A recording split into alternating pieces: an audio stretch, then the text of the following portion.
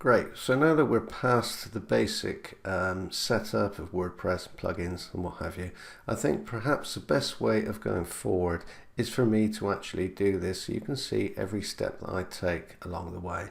So I'm going to begin by putting on a subdomain onto a domain that I already own. Okay, so this is going to be really useful if you've never done this before, and I'm going to try and keep these videos relatively short, but they may go on a little bit. Okay, so we're going to start off by putting the subdomain on a domain that I already own, and we're going to install a theme, and we're going to work up from there. Okay, so let's go over now to HostGator, and we'll install the subdomain. So we're going to start off in the cPanel. Look for this little icon here. Click subdomain there. And then up here, I'm going to open this box up here, and I've got a selection of domains in here, but you may only have one. It doesn't really matter either way. Just select the domain from the list of domains, or if you only have one, just select that one and then put the subdomain in there. So the actual domain I'm going to use is fit.co. It's actually f1t.co, but that'll work just great. So I'm going to call it Natural Health.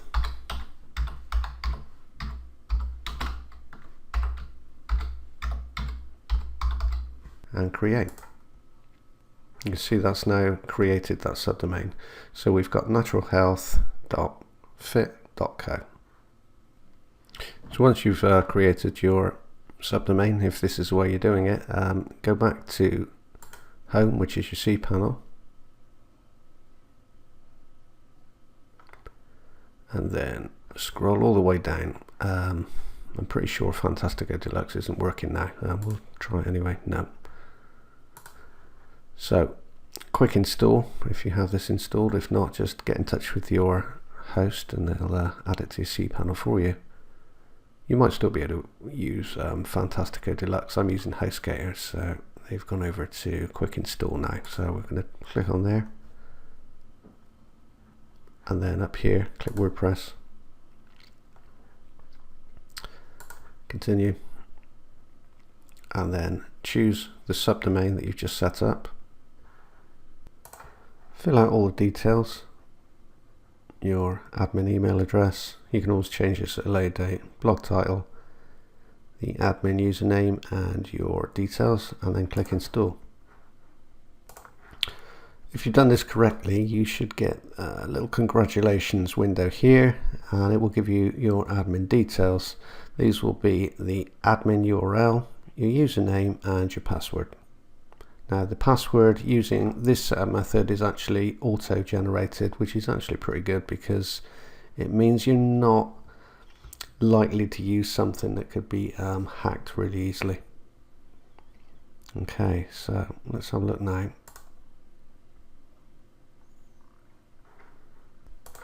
So we enter our details here and log in. Okay, so you can see we're in the admin dash now. There's a few things that we want to do. We're going to add a couple of plugins, and I'm also going to add Optimize Press. You don't have to use Optimize Press, as I've mentioned before. There is a link to a free theme. There's also a quick video in the download area. So by all means, go and use that one if you don't have Optimize Press or you don't want to purchase it right now. The theme that I've been recommending, I think at the time of recommending it, it was around about $10 for one site user license, which is really all you need. So the first plugin we're going to use is the all-in-one SEO. Click there.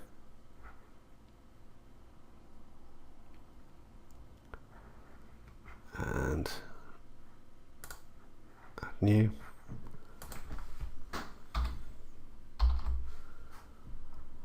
All-in-one SEO. Click there.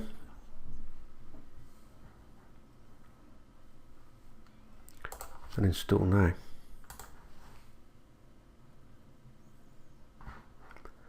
Activate plugin.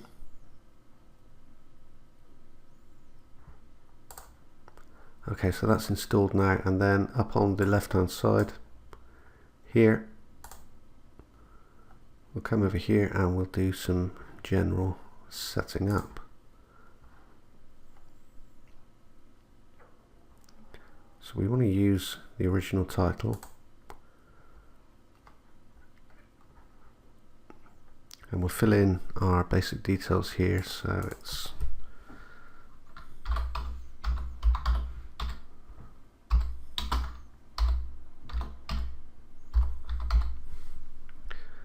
you can always edit this at a later date anyway. I'm just going to do the basics for now, because we'll be doing the actual SEO for each page anyway, so this is just for the overall site.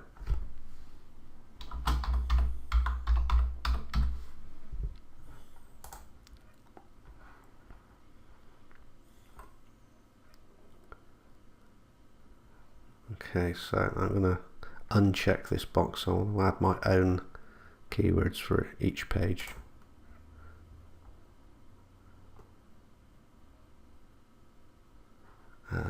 Disable the rewrite titles, because I want to be able to get the main keyword in the titles. We'll uncheck the no index for categories and uncheck auto generate descriptions. Okay, now everything I've done here is purely down to personal experience. If you find a better way of doing it, by all means follow that method. It's not really going to make a great deal of difference, but by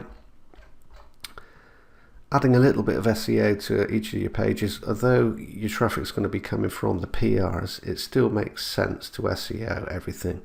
And what that really means is there's always a possibility that your page will eventually rank by itself, which is an added bonus. Okay, so if you have the time, then I recommend that you SEO the page anyway.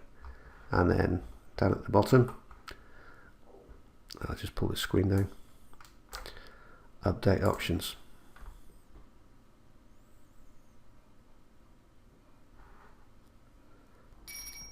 Now the next thing I'm going to do is I'm going to add the optimized press theme.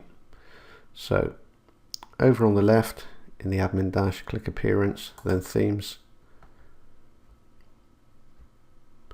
The themes that you're looking at now are the standard default themes. These come with WordPress. Now there are a ton of free themes that you can use. Your pages won't need to look just the same as mine. I will state that again throughout this course. Don't get too hung up on replicating exactly what I do. As long as the content is there and your PR works at driving traffic to your page, you're going to make sales. Okay, so don't be too hung up on doing exactly the same as me. So if you want to search for themes, let me just pull this screen up a second. There's all sorts of ways of doing it. You can click add new, go to wordpress.org themes, Mojo themes. I think that's probably paid themes. I'm just going to click here at the add new.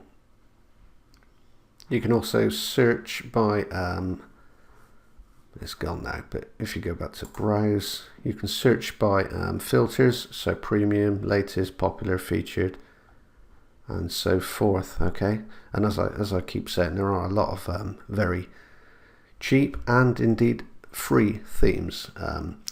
One of the themes that I've been recommending, which has the look of Optimized Press 2, is called Cotton. You can find a video in the download area and a link to that theme. Hopefully it'll still be for sale, but that's a very good alternative to OP2 anyway. So I already own Optimized Press 2, so I'm just going to use that. And if you have purchased a theme such as OP2 or something similar, what you would need to do is add new themes and then choose file, and once you click this, it'll open up file locations on your computer. So I'm going to do that now. So You can see that I've chosen the Optimize Press theme zip. I'm using the theme and not the plugin, and then click Install Now. Once it's unpacked, if you click Activate there, okay, if you're using Optimize Press, you need to enter an API key. So you would need to go over to Optimize Press now and get your API key, if indeed you're using Optimize Press, that is. Okay, so that's the key validated, and I'm ready to start setting up. Now, I'm not going to go over setting up Optimize Press in this tutorial because I know a lot of you won't be using it, but I'm just going to set up a generalized site and the pages that you will need. So once you have your theme installed, you can mess around with that and get that looking the way you want it, but there's no need to overdo that, and I'll show you what we're going to do with the home page in just a second. But before we do that, I'd like you to set up your permalink structure. So over on the left hand side of your dash, if you hover over settings, and then from the drop down menu select permalinks. Now usually by default it's just a number added after the domain. Now this is really no good for SEO. Again, we're not really aiming for the SEO angle, but it doesn't hurt and it makes sense to include the SEO structure, because there's always a possibility that your site's going to rank for the keywords that you're targeting anyway. So click on custom structure and you'll see here it says post name, and then click save. Now the next step is to set up a home page. Now in this case it's just a static home page that we're going to set up. Okay, so it gives very little away, so I'm going to do that now. I'll delete this one, and then up here add new, and then if you were using the standard WordPress setup, you'd be adding your details in there. Because I'm using Optimize Press, I'm going to do it this way. So highlight Optimize Press and then click on Page Builder, and we call this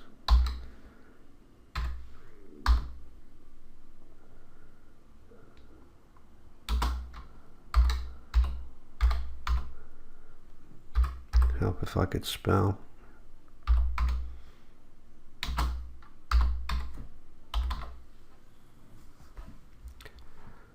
Okay, so this is going to be my home page. I don't need to check the availability because this is the first page that I've set up on here, and we'll use one of the content templates. Any one to do, because we're going to get rid of most of it anyway. Again, this is only relevant if you're using Optimize Press 2, and then click proceed. Okay, what we're going to do here is we're just basically going to delete everything. So again, if you're using Optimize Press 2, this is you know, I can't say enough good things about this particular theme. It really is great. So I'm just going to delete everything.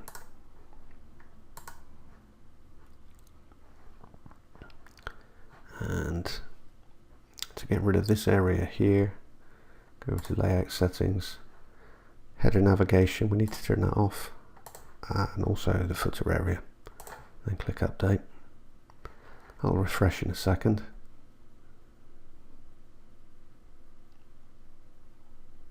There you go, nothing there at all. So we're going to add, sorry, I'll just move this up a minute. Add a row, one column, insert into page. Put some vertical spacers in there first. Oh. Again, I told you I couldn't spell. Click insert. Okay, you can duplicate these as well, and this will allow you to align whatever you're adding to the page. So if you click on this one, can see it just duplicates that particular element. So here I'm going to add, we're going to turn this into an image.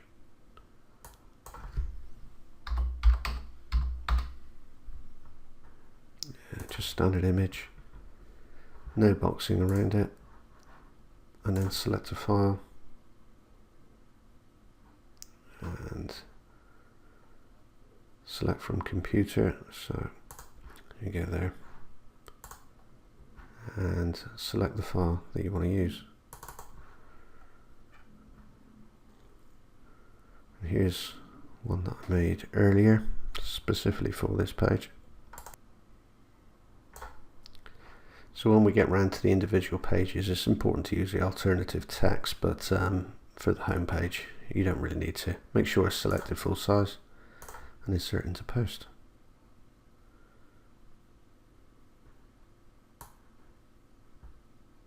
And insert. Okay, so when people land on this site, all they're really going to see is that. It's not going to give anything away. We're not adding any links to this page because we want to keep everything individual and specific to the targeted niches that we're going after. So I'll save that. We may have to adjust the spacers a little bit, so we'll take a look at how that looks to the public now. And then if I just pull this over,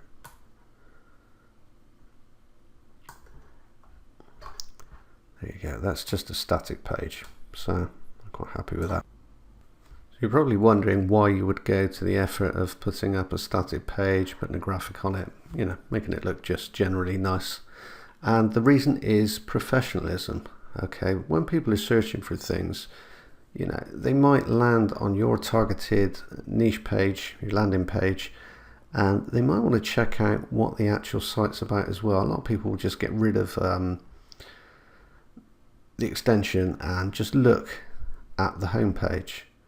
Now, we don't want to give anything away on there, but we still want to look professional. Okay, so people want to know that they've entered a highly professional site and the reviews are genuine and the products that we're recommending are good products. Okay, so that's the reason I do this. I tend to do this with pretty much everything. Keep everything looking as professional as you can, even down to the tiny little aspects of it, like I've just shown you here. Now we need to set this page as a home page. So what we're going to do now is we're going to go back into the admin dash.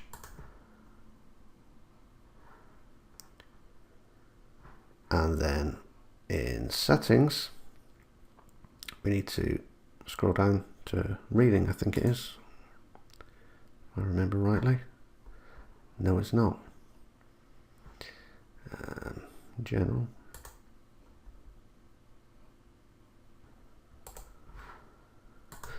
Sorry, my mistake. I hadn't saved the page. So if you're doing this, make sure you save the page before you try setting up your home page, as I just forgot to do. So again, set up your page, your home page, save it and publish it. Then come back over to the settings tab, scroll down to reading, and then click here, and you're looking for this reading settings, and you want front page displays, you want the static page, and you want to click the home page that you just set up. Okay, and that's it. And always make sure that this is unchecked. Okay, in most cases with a new setup it will come as unchecked as default. What this really means is if you were to check this box here, then it discourages the search engine from crawling your site, so it's not likely to get spotted at any time soon, which is a really bad idea. Okay, and then click Save Changes. Now if I click up here where it says Visit Site, hopefully we'll see our static landing page, or static home page, sorry. There we go. Now, watching this video back, I should make a couple of points clear. Now, we've talked about domains and which ones to use. You can actually use any you like. You can use a subdomain with the keyword or the EMD in the subdomain. You can use a generic one, or you can just buy an EMD. In the video that you've just watched, I've actually used a combination of two methods, which is probably a little bit complicated now I watch it back, but I'm just going to quickly explain that. I've used an EMD on the front of a generic one, which is fit.co. But instead of calling the subdomain the keyword phrase, I'm going to use this for several projects, so I've just called it natural health. Now, if you want to set up a separate subdomain for each of your projects, you can do. An EMD would work just as well, or a generic with just specific pages on. Okay, so don't get too hung up on this. I've probably overcomplicated it just a little bit for you, but I'm just using a subdomain on a generic.